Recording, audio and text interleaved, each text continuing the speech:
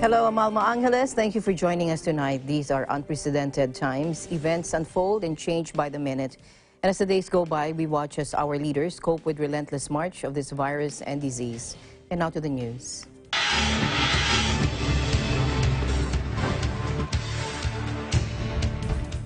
President Trump said he is recommending a gradual reopening of the U.S. economy from the shutdown ordered to stop the spread of the coronavirus. Let's listen in. Outlines 3 phases in restoring our economic life. We are not opening all at once, but one careful step at a time. And some states will be able to open up sooner than others. Some states are not in the kind of trouble that others are in. What about those states that are in great shape already? Yes. They will be able to go literally tomorrow. Yes. Therefore, my administration is issuing new federal guidelines that will allow governors to take a phased and deliberate approach to reopening their individual states. I've dealt with them now a long time, and we've had a great relationship. Democrat, Republican, the relationship has been good. This strategy is based on hard, verifiable data. Governors will be empowered to tailor an approach that meets the diverse circumstances of their own states. Every state is very different. They're all beautiful. We love them all, but they're very, very different. If they need to remain closed, we will allow them to do that.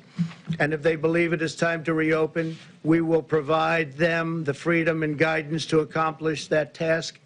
Our goal will be to quickly identify and address any outbreaks and put them out rapidly. If the virus returns in the fall, as some scientists think it may, possibly, these guidelines will ensure that our country is up and running so that we can likewise put it out quickly. As we begin a science-based reopening, we must be extra vigilant in blocking the foreign entry of the virus from abroad. Border control, travel restrictions, and other limitations on entry are more important than ever to keep the virus in check and allow Americans to get back to work.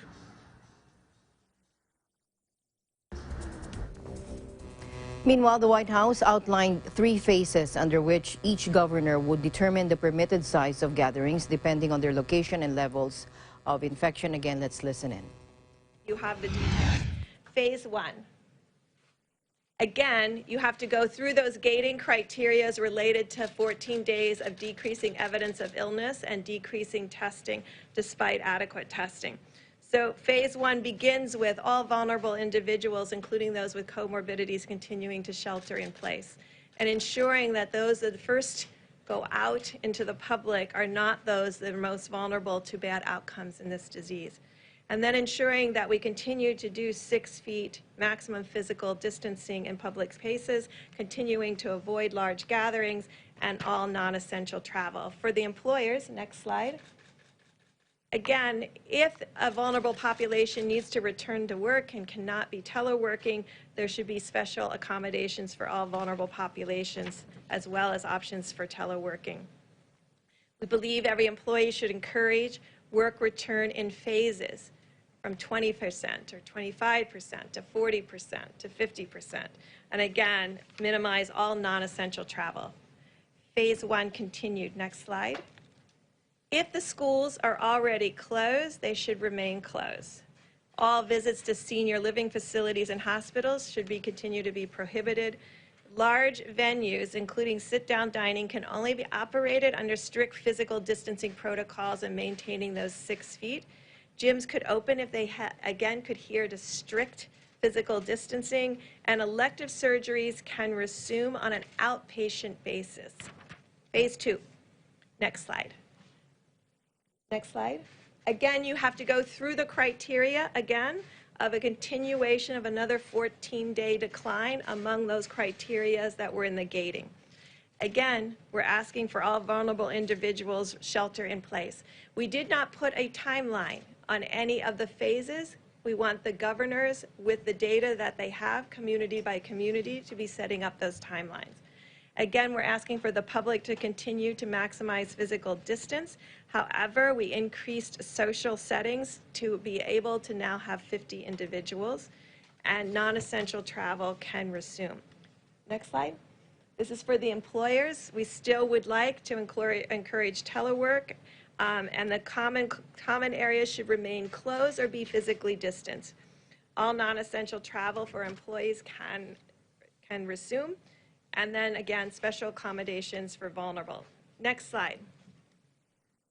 This should be a relief to many of households that have small children. Schools, daycares, and camps can reopen in phase 2. Visits to senior living facilities, however, should remain in hospitals prohibited. Large venues can operate, but solely under moderate physical distancing, and elective surgeries can resume on an outpatient and inpatient basis. Phase 3. And so phase 3, I won't go through in detail, is essentially returning to our new normal with all of what we talked about through all phases, continuing the good hygiene practices, continuing the respect for spaces between individuals, because we know that we still have an issue with asymptomatic spread. First of all, in order to even consider getting into the phasing, you have to pass a hurdle. And that's the hurdle that we refer to as gating in. Now, when you think about it and look at the map of the country and look at the differences in different parts of the country, you will see that there are some regions, states, locations that are going to be almost already into some of that gating and will have already fulfilled some of those criteria.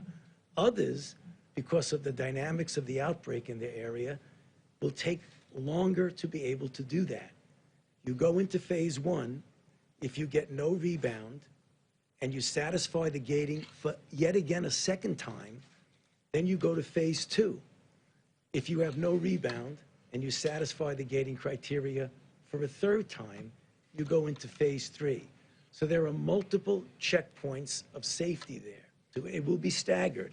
Not every state, not every region is going to do it at the same time. That's clearly obvious because of the varied dynamics of the outbreak. But we feel confident that sooner or later, we will get to the point, hopefully sooner, with safety as the most important thing, to a point where we can get back to some form of normality. There are certain fundamental things that we've done that are not like it was in September and October. You want to call it the new normal, you can call it whatever you want.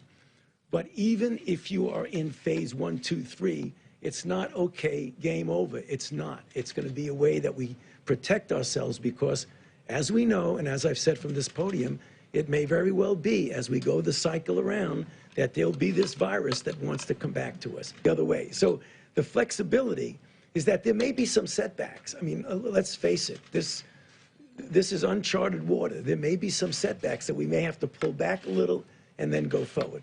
But John, the direct answer to your question, I do see us getting more towards normal.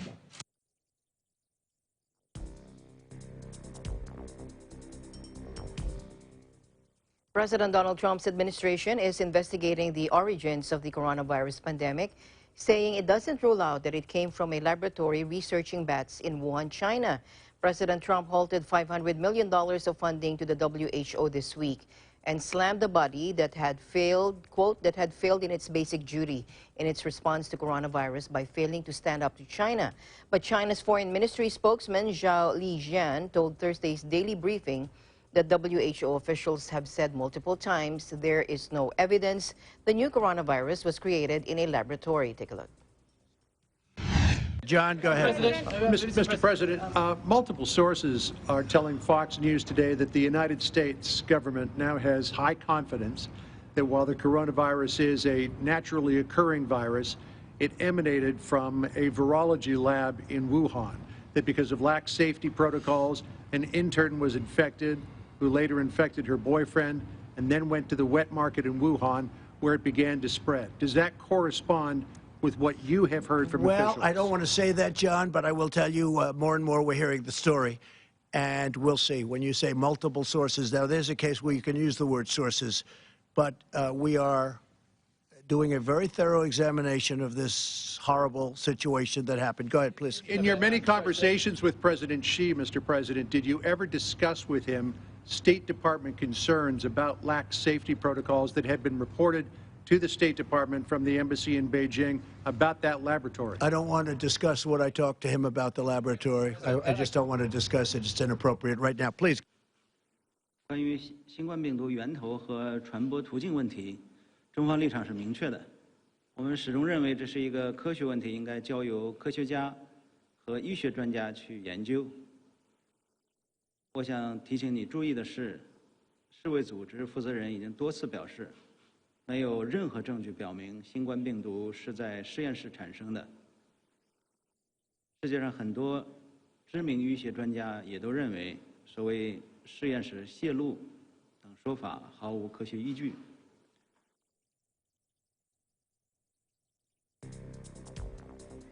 Meanwhile, Britain and its allies will ask tough questions of China over the coronavirus outbreak, according to Foreign Secretary Dominic Raab. Take a look. We had very good cooperation with the Chinese in relation to the return of UK nationals, the outset from Wuhan, and we have on procurement of things that we need. So we ought to look at all sides of this and do it in a balanced way. But there's no doubt we can't have business as usual after this crisis, and we'll have to ask the hard questions about how it came about and how it couldn't have been stopped earlier.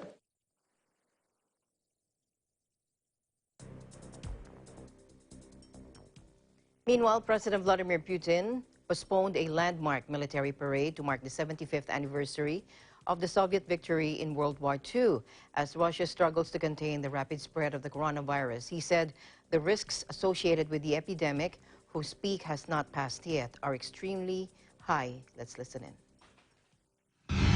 До праздника, до Дня Победы уже меньше месяца. Сейчас перед нами непростой, прямо скажем, тяжелый выбор. И дата 9 мая для нас святая. И жизнь каждого человека бесценна. Для проведения парада 9 мая его подготовка должна быть начата уже сейчас, прямо сейчас. Но риски, связанные с эпидемией, пик которой не пройден, еще чрезвычайно высоки. И это не дает мне права начинать сейчас подготовку к параду и другим массовым мероприятиям. Понимаю, что для всех нас именно 9 мая – это День Победы. Он с нами навсегда. Саму эту дату невозможно ни отменить, ни перенести. Мы и не будем этого делать. В каждой семье в этот день будут вспоминать и чествовать своих героев. He also said that the event would be held later in 2020. Russia commemorates the Soviet Union's victory over the Nazis each year on May 9 with a massive military display that sees thousands of troops and tanks parade through Red Square and military jets fly in formation over the capital. Now, Russia said Friday it had recorded 32,008 coronavirus cases, including a record 4,070 in the last 24 hours, with officials warning that Moscow has 2 to 3 weeks away from a peak in infections. Official figures showed more than half of the new cases were registered in Moscow and the surrounding region. So far, 273 deaths have been recorded in Russia, including 41 in the last 24 hours. Moscow, Europe's largest city with some 12 million inhabitants, has been under lockdown since the end of March. But officials have complained that many residents are violating confinement rules. Deputy Mayor Anastasia Rakova warned the city will face difficult weeks ahead. Under confinement rules, the Muscovites have to observe until at least May 1.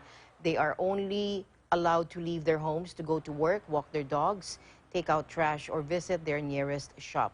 This week, city authorities tightened the lockdown by introducing a digital permit system requiring that anyone traveling by car or public transport obtain a pass.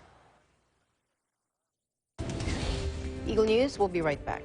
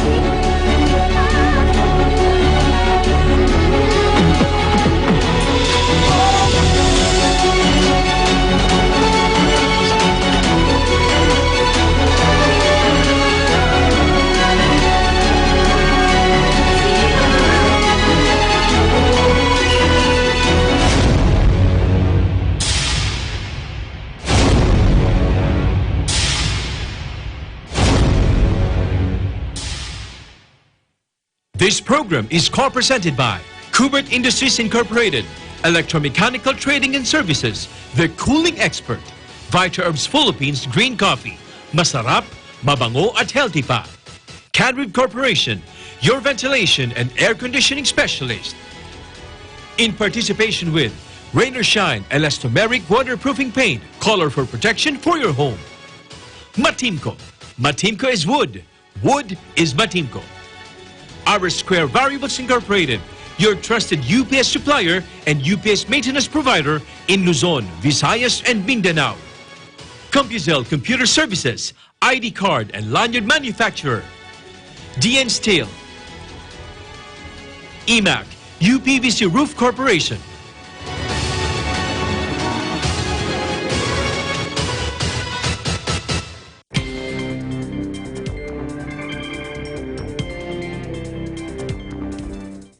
Welcome back. Denmark will begin to open up more businesses next week as it further eases virus restrictions, according to officials on Friday. Take a look. Following late-night negotiations between the main political parties, the government announced a deal for extending the first phase in the country's return to normality. No one wants to keep Denmark closed for a day more than strictly necessary, but we must not move faster than what allows us to still keep the epidemic under control. That is according to Prime Minister Mette Frederiksen in a Facebook post. Denmark began reopening schools for younger children on Wednesday after a month-long closure to combat the COVID-19 pandemic, becoming the first country in Europe to do so. Hairdressers will start to reopen from Monday, and driving schools will start giving lessons again. Danish courts will also start to hear more cases after being limited to handling only critical ones. And earlier this week, Finland lifted a travel blockade on the Helsinki region. Austria, Italy, and Spain have allowed some businesses to reopen. And staying in Europe, where UN health experts said that the pandemic is far from over, despite early promising signs of falling infection rates in some countries. Dr. Hans Kluh, World Health Organization,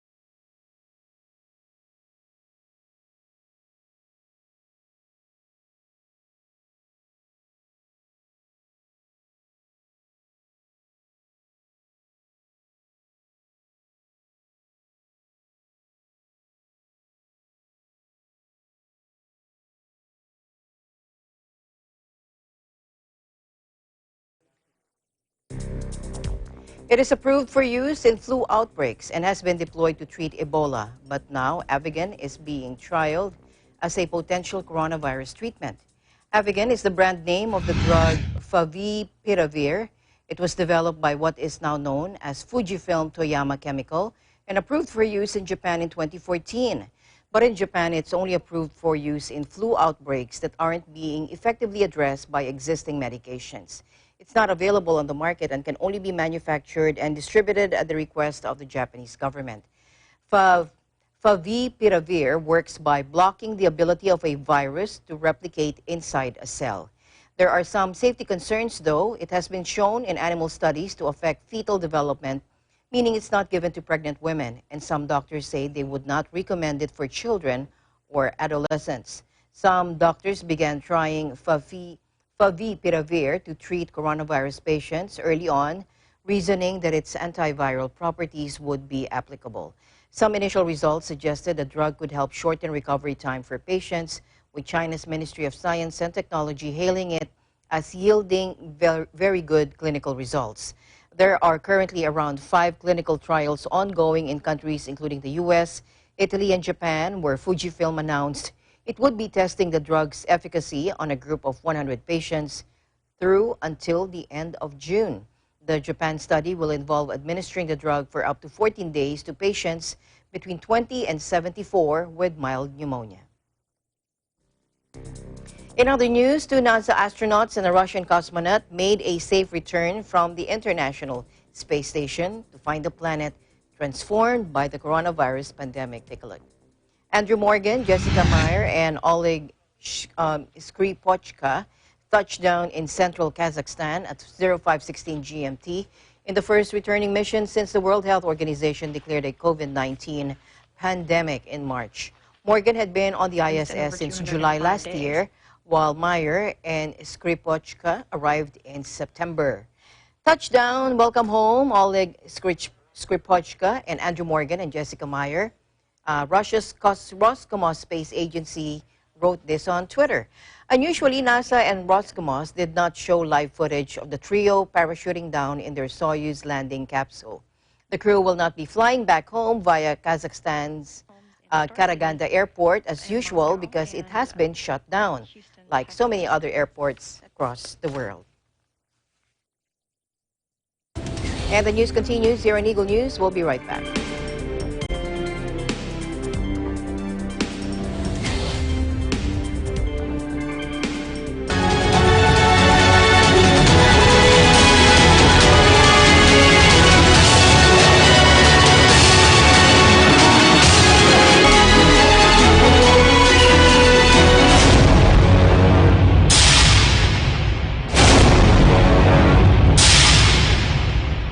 This program is co-presented by Kubert Industries Incorporated, Electromechanical Trading and Services, the cooling expert, Vita Herbs Philippines Green Coffee, Masarap, Mabango at Healthy Pa, Cadwood Corporation, your ventilation and air conditioning specialist. In participation with Rain or Shine Elastomeric Waterproofing Paint, color for protection for your home. Matimco. Matimco is wood. Wood is Matimco. Our Square Variables Incorporated, your trusted UPS supplier and UPS maintenance provider in Luzon, Visayas, and Mindanao. CompuZell Computer Services, ID card and lanyard manufacturer.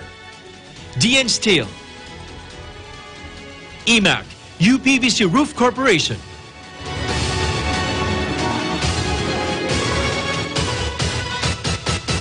Mula noon hanggang ngayon, gabay natin ang MTRCB ratings sa matalino at responsableng panonood.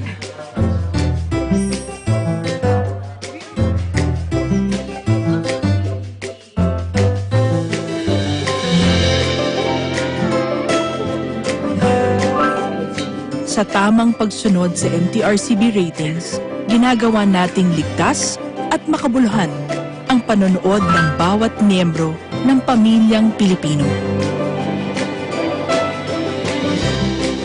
Lumipas man ang panahon, hanggang may pamilyang Pilipino, andyan ang MTRCB.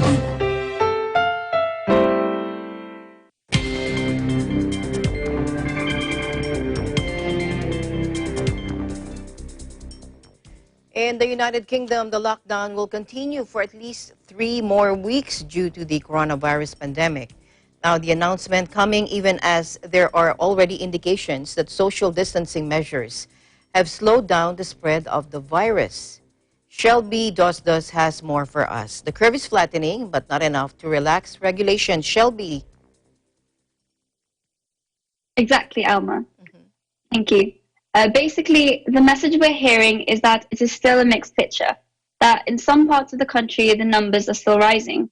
Unlike many European countries like Denmark, Austria, Italy, and Spain, where over the last few days, we've seen them announcing the first tentative baby steps towards relaxing some of those restrictions, The UK is saying that it's simply not in a position to do the same thing.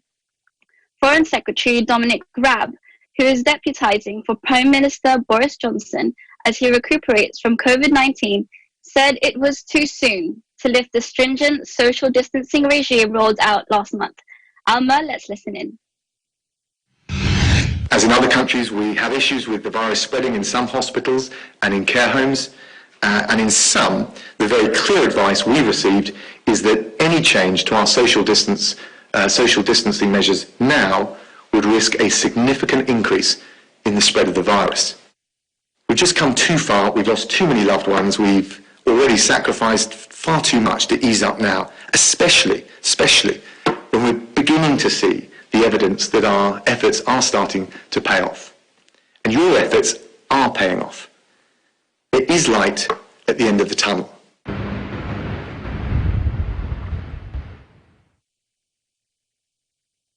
So Britain remains among the countries worst hit by the pandemic, with hundreds dying daily from the disease. As you heard there, Alma, the Foreign Secretary announced that at the daily number 10 briefing, that a review had concluded that relaxing the measures now would only risk harming public health and the economy. He said he could not provide a definitive timeline, but said that the Prime Minister's warning at the outset of the epidemic, that it would take about 3 months to come through the peak, still applied. To recall, Prime Minister Boris Johnson ordered the initial 3-week lockdown on March 23. The country shut down non-essential shops and services, banned gatherings of more than 2 people, and gave police the power to fine those violating the rules. Since then, the number of confirmed cases of COVID-19 and deaths has climbed dramatically in Britain, with more than 100,000 people now infected and nearly 14,000 fatalities among those hospitalized. The government's announcement in the UK comes after a meeting of the Emergency Cobra Committee, involving the First Ministers of Northern Ireland, Wales and Scotland. In Scotland, a further 80 people have died in hospitals. First Minister Nicola Sturgeon said the lockdown should continue because we are not confident enough that the virus has been suppressed sufficiently. Wales recorded another 32 deaths, with First Minister Mark Drakeford saying that it was still too early to change course. Northern Ireland saw its highest daily toll, with a further 18 deaths in hospitals, as England recorded another 740 deaths. Of the UK government in order to open up or ease the lockdown measures over there? Well, they actually came out with 5 criteria that would all need to come together in order to go ahead and relax those restrictions. The first is that it is essential that the national healthcare system, the NHS, is up to capacity and able to cope with the flow of patients. The second one is that there's evidence showing a sustained and consistent fall in daily death rates. So far, there has been a plateauing, but not a sustained, consistent fall of the death rate. The third one is that there is reliable data showing that the rate of infection is decreasing to a manageable level. The fourth is to operationally be confident in the range of operational challenges, like ensuring that testing and the right amount of PPE are widely available. And Alma, the UK still has a long way to go in terms of the testing. As of now, they hope to carry out 100,000 tests a day in the near future. The last point, the fifth one, is that the UK is confident that any adjustments will not risk a second peak. Put simply, they must feel comfortable and confident that there is no risk of a second wave of infection. The UK is already arriving at the point where daily deaths are beginning to fall. However, there is still some way to go until the rest of the criteria are met. Alma? All right. Thank you very much, Shelby, for your updates. Keep it coming and keep safe, stay healthy. Thank you for your time. Thank you, you too, thank you, Alma. I'm Shelby Dostos, EV correspondent from the United Kingdom. We live in interesting times. Okay, let's go over to Queensland, Australia, Townsville, Queensland, Australia. Joining us live is Laurie Kate Salomon to give us an update on the coronavirus situation there. Hello. Good evening, Alma. Hi, Laurie Kate. we bring you the latest updates of COVID-19 here in Australia. The current situation here has been all positive, with the continuous improvement of flattening the curve, with positive cases declining. As of 3 p.m. today, 17th of April 2020, the total confirmed cases are 6,523, with only an increase of 55 new cases since yesterday. This has been a huge improvement compared to past dates, as there has always been an increase of more than 100 cases. At the moment, the state of New South Wales has 2,926 confirmed cases, followed by Victoria with 1,302 and Queensland having 1,007 cases. Alma, the progression of the COVID-19 here in Australia is improving, with confirmed cases decreasing by time. To reflect on COVID-19, the first cases of the virus were identified in late January here in Australia. The number of new cases were rapidly increasing through March, with having more than 200 to 300, with the highest over 450 new cases each day. However, in the past week, there has been a reduction in daily reported cases. In Queensland alone, there has only been 6 new confirmed cases of coronavirus since yesterday. Moreover, Prime Minister Scott Morrison also highlights that Australia is one of the countries that has the best testing rate in the world, with more than 391,000 tests have been conducted across Australia. Many cities have established drive-through testing facilities of COVID-19 in response to the community transmission of the virus. Many more people are turning up to these testing facilities, which lessens the impact on emergency services and provides an efficient method on carrying out tests with less contact with people. And those are the latest updates in Australia, Alma. All right. Laurie Kate, tell me a little bit about your family and how you're coping with the situation. Oh, we've been coping pretty well. My parents are still working at the moment, and my siblings are also going to school at home. So we've been pretty good. Your parents are working from home, or do they have to go to work? They have to go to work still. Really? Oh, yeah. It's allowed. It's allowed, though. It is, yes. Are they easing the restrictions already, or not yet? Not yet, as there has been precautions that there might be a new wave coming in, or it might be too much for people. So we're just keeping it under wraps and staying at home. All right. Thank you so much, Laurie Kate, and keep the updates coming. Keep safe. Thank you, Alma. This is Laurie Kate Solomon from Townsville, Australia. We live in interesting times. Eagle News will be right back.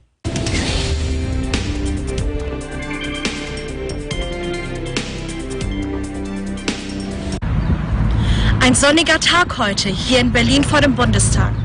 Ich bin Irene Juliet Arzadon und möchte diese Gelegenheit nutzen, um ein paar Worte mit euch zu teilen. An alle Menschen da draußen. In dieser Zeit lasst uns nicht vergessen, den Menschen zu danken, die ihr Leben für uns opfern. Sei es die Menschen, die im Krankenhaus arbeiten, in den Altenheimen sowie in den Arztpraxen, aber auch an die Menschen, die im Lebensmittelhandel sich befinden. Die Kassierer. Manchmal reicht es aus, um ihnen ein freundliches Lächeln zu geben. Denn die Menschen, die heute am Arbeiten sind, weil sie nicht so wie einige von uns zu Hause bleiben können, die sollten wir wertschätzen. Ihnen sollten wir unseren Dank ausrichten. Darum lasst uns noch mehr zusammenhalten. Sie wertschätzen. COVID-19 is an infectious disease caused by a new coronavirus introduced to humans for the first time. It is spread from person to person, mainly through the droplets produced when an infected person speaks, coughs, or sneezes. These droplets can land in the mouths or noses of people who are nearby. These droplets are too heavy to travel far in the air. They only travel approximately 1 meter and quickly settle on surfaces. This is the reason person-to-person spread is happening mainly between close contacts. The exact time that the virus can survive on surfaces is not yet known. So it is wise to clean surfaces regularly, particularly in the vicinity of people infected with COVID-19. Hands touch many surfaces, which can be contaminated with the virus. You should therefore avoid touching your eyes, nose, or mouth, since contaminated hands can transfer the virus from the surface to yourself. When coughing or sneezing, cover your mouth and nose with the bend of your elbow or use a disposable tissue. If a tissue is used, discard it immediately into a closed bin. The most effective way to prevent the spread of the new coronavirus is to clean your hands frequently with an alcohol-based hand rub or soap and water. This will eliminate the virus if it is on your hands. Stay healthy and prevent the spread of COVID-19.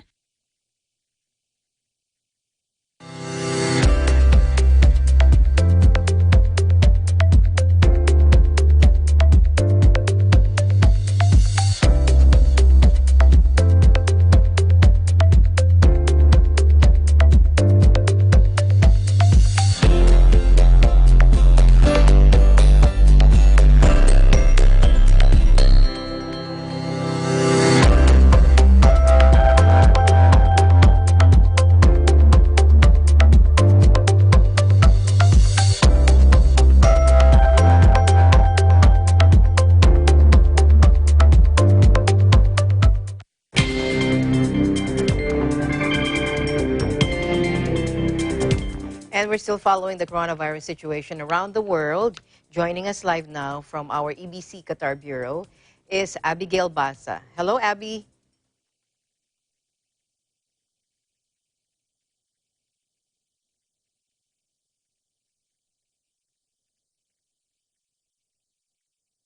Hello, Good evening, Abby. Alma. There you go. I can hear Hello. you now. I thought I lost you there. Sorry. Okay, what's your update for Greetings, us, Abby? Greetings to everyone tuned in. I'm Abby Basa reporting live from Doha, Qatar in the Middle East, bringing you the current COVID-19 updates in the country. The Ministry of Public Health, or the MOPH, announces in a press release that in the last 24 hours, there have been 516 new cases. Actually, the first report that I've given to Alma was 392. So this is just now. There's 560 more new cases that have been added, reaching to the total number of cases of the novel coronavirus to 4,663. 49 patients have recovered, tallying the new number to 464. 0 fatalities, leaving the number of deaths to 7. And 3,681 are under treatment at various medical facilities. And the tested individuals have reached 58,328. And this is expected to increase in the next coming days. And the new cases of COVID-19 include people who were in contact with the existing cases among citizens and residents, where some of them are migrant workers. The other cases of the virus discovered are both in citizens and residents who contacted health authorities while experiencing symptoms of inflammation in the respiratory system. The new infected cases have been placed under complete isolation and they are receiving necessary medical care. The newest number of cases reported is the largest yet, due to what the ministry affirms as its success in tracking the transitional chains of the virus.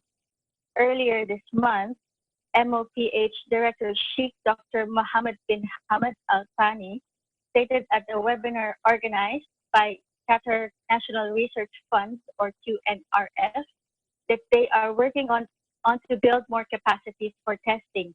The new advanced laboratory techniques have started to detect the virus that can do more than, actually it increased to 3,500 tests per day. But they are looking into increasing this capacity to more tests. So Qatar is in the right direction with the measures laid out since early March to flatten the curve in the spread of of COVID-19. He also noted that Qatar has a proven track record in dealing with infectious diseases in the past and have had great control over them. Qatar Airways and the Hamad International Airport have taken all the stringent measures to avoid the spread of the disease, and the best measures to contain the spread of the disease are in place all over the country. Sheikh Mohammed further highlights that the number are increasing because of increased surveillance and best early diagnosis methods. Testing have been one of the main focus, and the ministry will continue its investigative surveillance, to conduct more testing and isolate suspected cases. And with every identified positive case, the ministry will pursue to trace the contacts and are adamant to test them. And cooperation was being requested from the country's top 3 medical universities, namely Sidra Medicine, Weill Cornell Medicine in Qatar, and the Qatar University, for further cooperation for clinical testing. And the Ministry of Public Health also has recently opened a drive-through COVID-19 testing station for people under home quarantine following their return to Qatar from travel. And in more recent news, the Embassy of the Philippines in Doha expressed a sincere appreciation on the effective measures taken by the government of Qatar in controlling the spread of COVID-19. Ambassador of the Philippines to Qatar, His Excellency Alan Tembayan, conveys his sincere gratitude in a press statement, saying that the measures that have been employed by the government of Qatar exemplify the inclusive nature of the approach, as citizens and residents are treated the same. The emphasis placed on the kind of treatment that Qatar offers is not only for free, but for everyone. This speaks volumes of the commitment of the country to protecting those who are here. He continued that aside from the inclusiveness of the approach, Qatar has taken steps to ensure that its measures also positively affect the other aspects of our lives, as all of us have been greatly affected by the pandemic. While it cannot be denied that the pandemic has negatively affected all countries economically, Qatar has taken considerable measures to mitigate the negative economic impact of COVID-19, actions that benefit both citizens and residents alike. He further stated that it is significant to note that Qatar continues to strike a fine balance between the challenges presented by the pandemic and the measures that should be taken to combat it. The way Qatar has tackled COVID-19 is the best and clearest representation of its capability to handle the issues presented by the pandemic. It should be readily apparent to everyone here that Qatar has marshaled everything at its disposal to address the problems presented by this disease. Ambassador Tambayan also appreciated the private sector's contribution to the government's effort to contain the spread of the virus. He said that it is worth noting that aside from the holistic and coordinated action of the Qatari government, the private sector is also performing its civil role. Private sector initiatives have also been significant in their scope. He highlights the efforts of Qatar Charity for its support given to the Filipino community in these trying times. He communicates his sincere gratitude for Qatar's demonstration of generosity and solidarity. All right, thank you very much. Abigail, kumusta naman ang mga Pilipino natin dyan sa Qatar? As always, our policy of being resilient is always apparent among our kababayan po. As I said, what Ambassador Timbayan has told in his statement, actually, it tells everything that how Qatar is treating everyone in the country. It includes our kabayan po. And I've seen your post on Facebook. Mukhang masaya kayong pamilya. How How are you keeping yourself so optimistic in these times of crisis? We are actually just adhering to the social distancing guidelines of the government. So at home, we're just trying to cook the food that we wanted to cook for a long time as a family. Sarap nga eh. we're participating on the online initiative of drawing posters saying that we're staying at home to help save the world, things like that. So we're just trying to enjoy these times because it might not happen again for our family. So we're making the most of it. So may positive ano din, di ba? Hindi naman lahat negative. Thank you so much, Abby, for your updates, and we'll keep on waiting for more updates from you there in Qatar. Thank you for your time. Keep safe, stay healthy. Thank you, Ms. Alma. This is Abby Basa reporting from Doha, Qatar. We live in interesting times. Okay, the number of active coronavirus cases in Malaysia has already dropped. And it's offering hope that its movement, or MCO, movement curb restrictions, have helped to curb the infections there. They also reported more recoveries. Here's Ruby Tinawin to give us an update. Hello, Ruby. Yes, update from Malaysia. The number of active coronavirus cases in Malaysia has dropped, offering hope that its movement restrictions have helped to curb infections while allowing hospitals to focus on treatment. Active infections have not hit the predicted peak that research houses forecast earlier, with recoveries now accounting to 53% of total 5,182 cases. Malaysia also recorded its lowest number of new cases in a month on Wednesday at 85, after previously recording triple digits daily. For the past month, yesterday it reported 110 new cases and 110 patients discharged, the fourth consecutive day when discharged patients exceeded new cases. The country is now taking a focused approach by zooming in on location, high-risk groups, and 28 clusters, said the Health Ministry's Director General, Dr. Nur Hisham Abdullah. He added spikes in new cases seen in the past month were due to the ministry's concerted effort with contract tracing and testing in communities with high number of cases.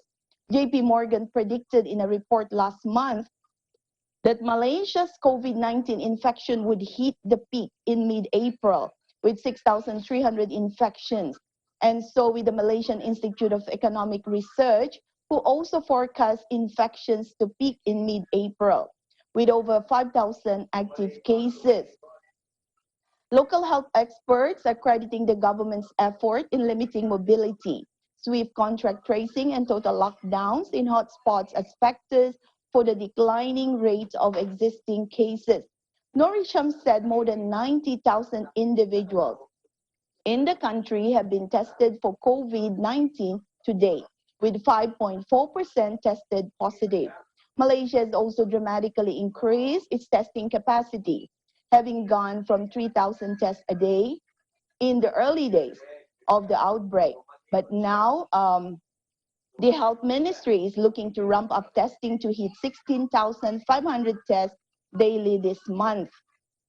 Meanwhile, the senior citizens and defiers of the movement control order are the two groups of people that should be given attention to by all quarters to ensure success of efforts made by the government to break the chain of COVID-19 infection. The public should help the frontliners, led by Health Director General Dr. Nur Hisham, to reduce the risk of senior citizens being exposed to the COVID-19 pandemic. Yesterday, Dr. Nur Hisham said the ability to recover and prognosis for COVID-19 recovery is better with early treatment. Hence, the need for senior citizens to get immediate treatment, even for mild symptoms like fever, cough, flu, or sore throat. The reason being that statistics on death due to COVID-19 showed that 62.6% of them were aged 60 and above, which is the age group with high risk of getting complications due to COVID-19 infection and chronic diseases. The health ministry here is collaborating with few NGOs and other government agencies to conduct COVID-19 screening for residents of old folks' homes, especially the crowded ones, as this age group is among the most vulnerable to infection. Now, the second group that should be approached is the defiers of MCO. As such, netizens, as warrior in the social media, were advised to play their role by sending messages through WhatsApp, Facebook, Twitter, and Telegram on the impact of defying the MCO. If no attention is given to senior citizens and the MCO defiers, all efforts made by the frontliners, such as the Ministry of Health, the Royal Malaysia Police, and the Malaysian Armed Forces in combating the COVID-19 outbreak will be futile. Now, Malaysia, the world's top rubber glove producer, expects to export 225 billion units worth some 20 billion ringgit this year, up from 170 billion units valued at 17.3 billion ringgit last year. Deputy Minister of Plantation, Industries and Commodities, Willie Mongin, said the Malaysian Rubber Glove Manufacturers Association estimates global demand for rubber gloves at 330 billion units. He said Malaysia is also the main rubber glove supplier to the medical sector. In his statement, he added that the country's rubber glove industry is very important, as export from Malaysia supplies 65% of global demand.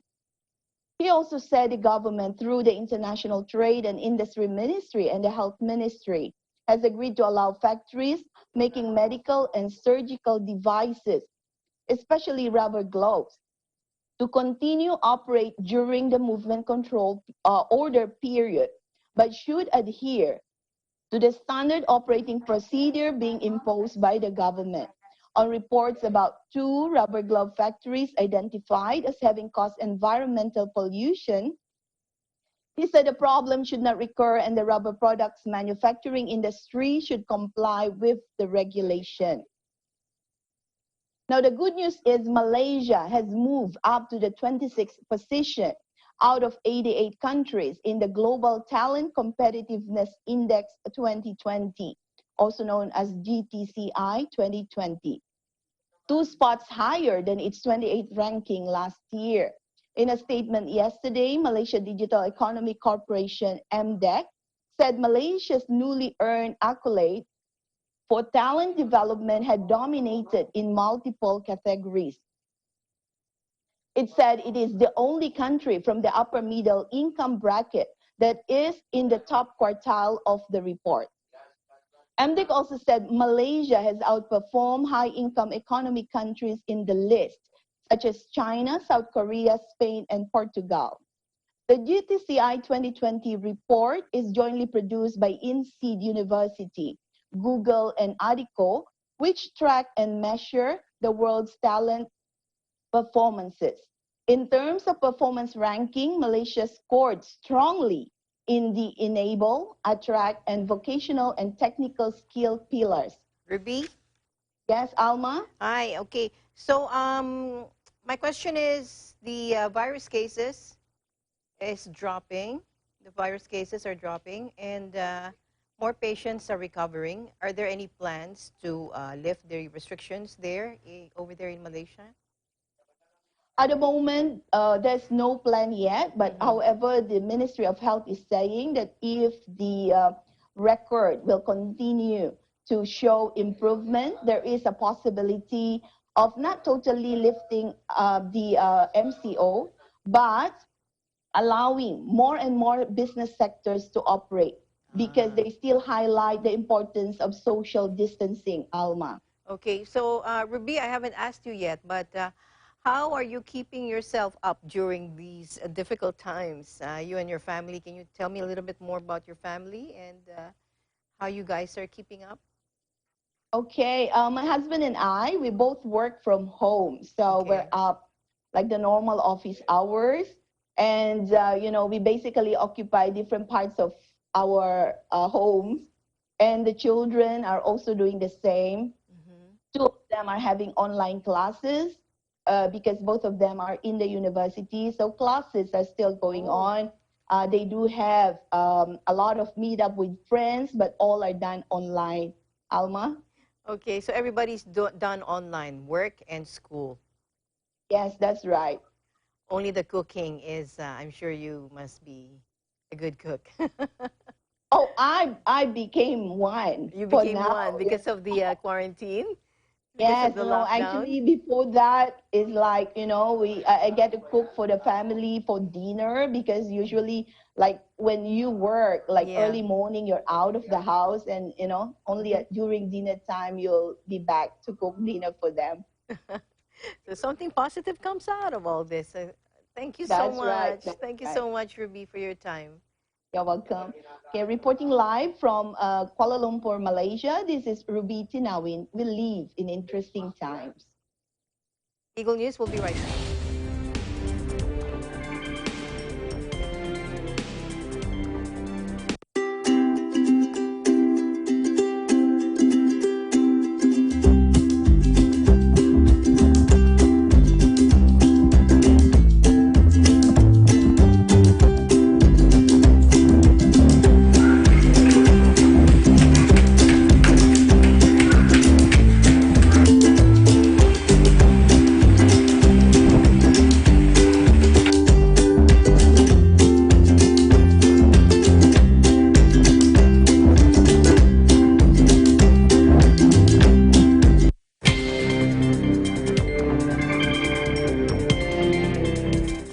Japanese Prime Minister Abe Shinzo has decided to change a draft supplementary budget.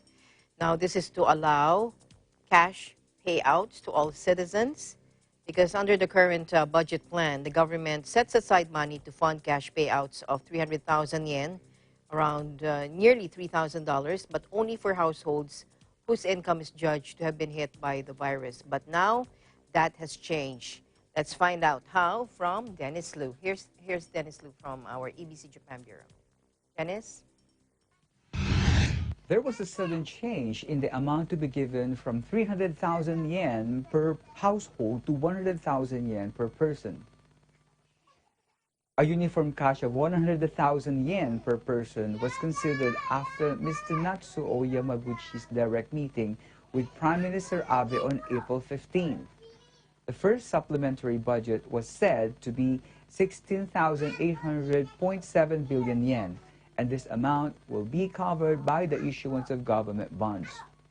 Originally, about 4 trillion yen will be enough to pay 300,000 yen to households with a large decrease in income.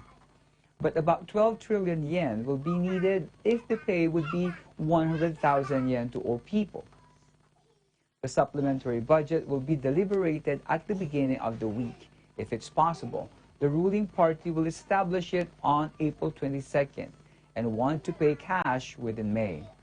Only if properly deliberated, the supplementary budget will be established on May 1st. If not, then it will be paid after June.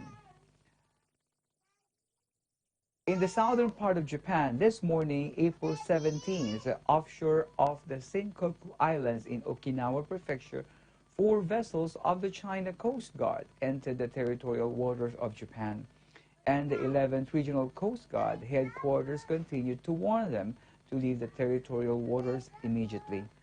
According to the Coast Guard headquarters, 4 vessels of the Chinese Coast Guard invaded the territorial waters of Japan one after another on the 17th of April, 10 a.m., offshore of Uotsurishima in the Senkaku Islands.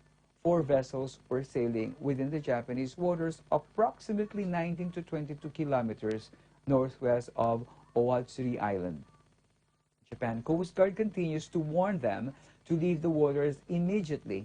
This is the 7th time since the beginning of this month that the Chinese National Police Department ship has entered the territorial waters of the Senkaku Islands. Reporting from Tokyo, Japan, this is Dennis Liu We live in interesting times.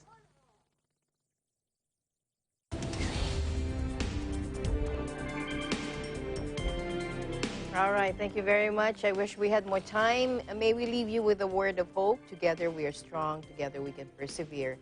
Getting through this will take everyone working together. Let's do our part. I'm Alma Angeles. We live in interesting times.